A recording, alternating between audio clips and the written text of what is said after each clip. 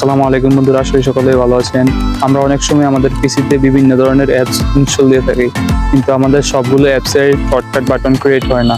সেক্ষেত্রে আমাদের অ্যাপসটিকে বের করতে আমাদের অনেক কষ্ট করতে হয়। আমাদের সার্চে দিয়ে অ্যাপসটিকে বের করে তারপর ওপেন করতে হয়। আজকে আমি আপনাদের দেখাবো কিভাবে আপনারা সহজে যে কোনো অ্যাপসের শর্টকাট আইকন ক্রিয়েট করতে পারেন। তাহলে চলুন কথা না বাড়িয়ে আমাদের মূল ভিডিওতে যাওয়া যাক।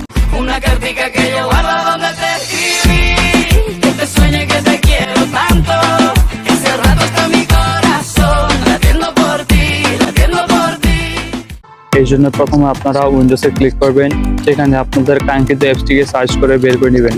আমি আমার ফটোশপের শর্টকাট আইকন ক্রিয়েট করতে চাচ্ছি, তাই আমি আমার ফটোশপ বের করে নিলাম। বের করে নেওয়ার পর আপনার কাঙ্ক্ষিত অ্যাপসটির উপরে রাইট ক্লিক করবেন, দেন আপনি ওপেন ফাইল লোকেশনে ক্লিক করবেন।